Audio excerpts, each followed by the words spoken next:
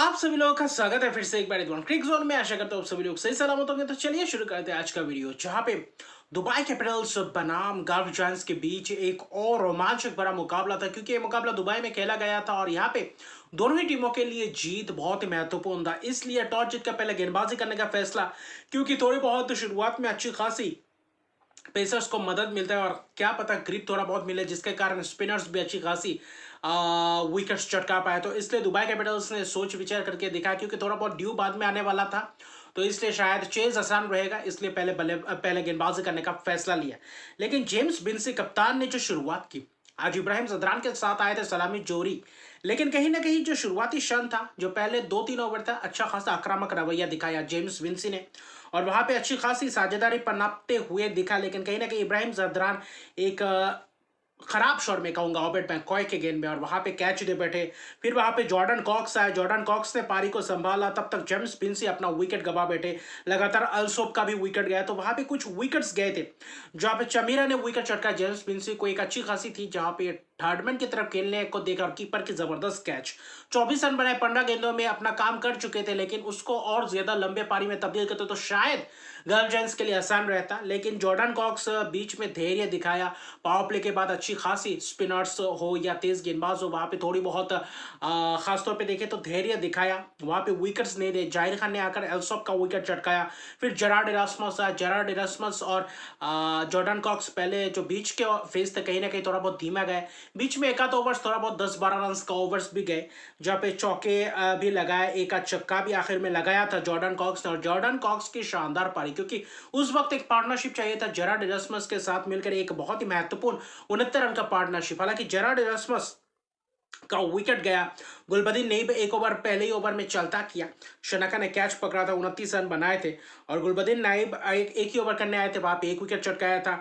हैदर अली से शुरुआत किया था, अच्छी खासी स्पेल किए थे। कहीं ना कहीं स्पिनर्सों ने अच्छी खासी गेंदबाजी की, चाहे सिकंदर राजा हो या चाहे हैदर अली हो, विकेट लेस रहे लेकिन अच्छी खासी स्पेल करके गए, जिसके कारण कहीं ना कहीं थोड़ा बहुत गल्फ जायंट्स को रोका था थोड़ा बहुत रन बटोरने से। लेकिन चमीरा ने भी एक विकेट चटकाया, अच्छी खासी थोड़े बहुत बीच में एक आध ओवर, आखिरी के 2 ओवर्स में थोड़े बहुत रन गए, वरना ये रन भी बनते नहीं। 153 बनाए 5 विकेट के नुकसान पे, जहां पे जॉर्डन कॉक्स की एक महत्वपूर्ण पारी, आखिर में रन आउट हो गए। 70 रन की शानदार पारी 53 गेंदों में, एक बहुत ही महत्वपूर्ण पारी खेला। अगर जॉर्डन कॉक्स ये 70 रन बनाते नहीं, तो शायद गल्फ जायंट्स के लिए एक बहुत ही कम टोटल होता, और वहां पे फिर से एक और बार उस परिस्थिति में अपने आप को पाती, जहां पे इस साल गल्फ जायंट्स अपने आप को उस स्थिति में पा रही है। हालांकि हेडमैन आखिर में आए, उतना खास शॉट्स नहीं लगा पाए, शॉट्स मारने को देखे लेकिन ज्यादा शॉट्स ले नहीं लगा पाए, चक्के की बौछार नहीं कर पाए जो चाहिए था आखिरी में।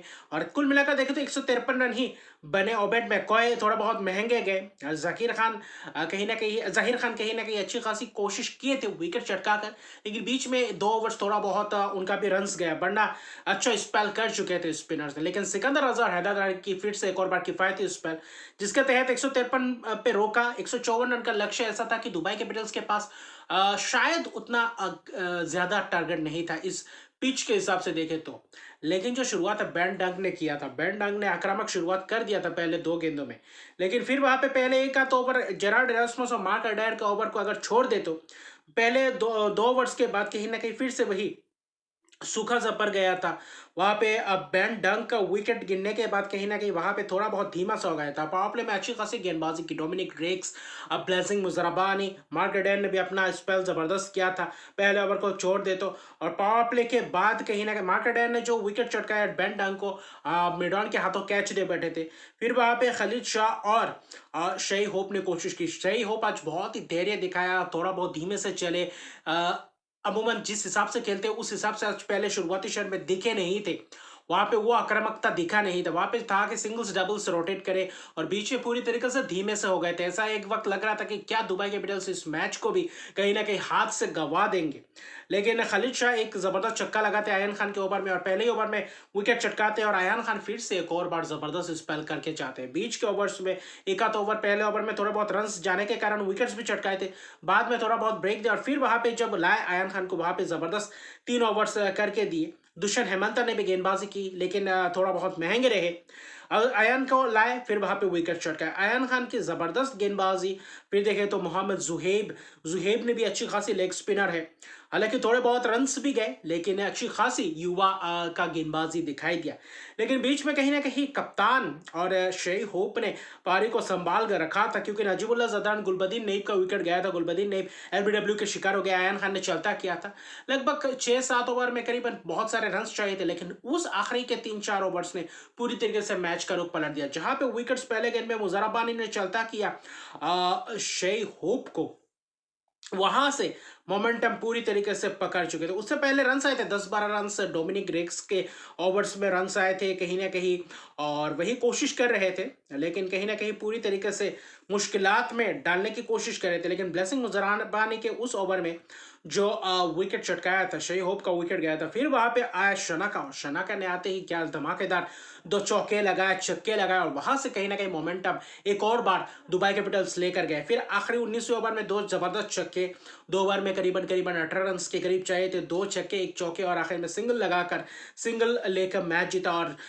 रजा ने भी बीच बीच में एक आध छक्के लगाए, एक आध शॉट्स लगाए, अच्छी खासी सिंगल्स डबल्स बनाए। लेकिन शेई होप का पारी कहीं ना कहीं अच्छा खासा, कुछ जबरदस्त स्पिनर्स और एक तेज गेंदबाज को एक अच्छा खासा छक्का लगाया डाउन द ग्राउंड, वहां पे जबरदस्त लगे थे। शेई होप 47 रन बनाए 39 गेंदों में, ये चाहिए था क्योंकि 154 रन की ही टारगेट थी। वहां पे पार्टनरशिप चाहिए था, क्योंकि बीच में उतना पार्टनरशिप बने नहीं। रजा और शेई होप के बीच 33 रन, और शनाका और रजा कप्तान के बीच 44 रन की पार्टनरशिप नाबाद। और शनाका ने आकर जो केमियो पारी के लिए 10 गेंदों में 34 रन, 3 छक्के 3 चौकों की मदद से इस पारी ने दुबई कैपिटल्स को मैच आराम से जितवा गया। वरना एक वक्त ऐसा लग रहा था कि शायद यहाँ पे कहीं ना कहीं लड़खड़ा सकता है। जब शेई होप का विकेट गया उसके बाद ही, तुरंत बाद ही रन आया, अगर वहां पे आकर वो शॉट्स नहीं खेलते तो शायद रजा के लिए और भी ज्यादा ये खासतौर पे देखें तो मुश्किल हो जाता। हालांकि 15 गेंद में 26 रन की शानदार कप्तानी पारी खेली। उस वक्त चाहिए था कि अच्छी खासी सिंगल्स डबल्स रोटेट करे, और एक आध ओवर चाहिए जहां पे अच्छी खासी ओवर्स में रन आए, और वहां पे ब्लेसिंग मुजराबानी के ऊपर प्रहार।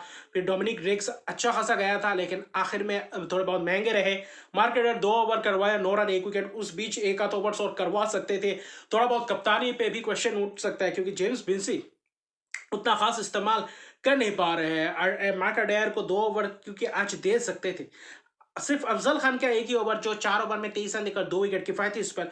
उसके अलावा बाकी कोई उतना खास प्रभावशाली गेंदबाजी दिखे नहीं। मुजराबानी कोशिश की थी, मुजराबानी और डोमिनिक रेक्स अच्छा खासा दिख रहे थे, लेकिन वो भी आखिरी के डेथ ओवर्स में कहीं ना कहीं महंगे रहे, और वहां से मैच पूरी तरीके से दुबई कैपिटल्स के जेब में गया। और 5 विकेट की एक जबरदस्त जीत 18.4 ओवर में ये चेज किया, और गर्भ जायंट्स को फिर से एक और बार निराशाजनक हाथ लगा। एक और हार, और दुबई कैपिटल्स यहाँ पे जीत हासिल करते हैं। 5 विकेट से यह मुकाबला जीतते हैं।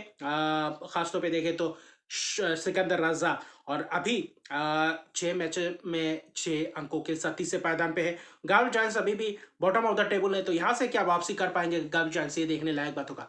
हालांकि मुकाबला अभी पूरी तरीके से टकरार देखने को मिलेगा। कल एक और धमाकेदार मुकाबला है एमआई एमिरेट्स बनाम अबू धाबी नाइट राइडर्स के बीच, तो वहां पे भी दिलचस्प नजारे देखने को मिलेंगे।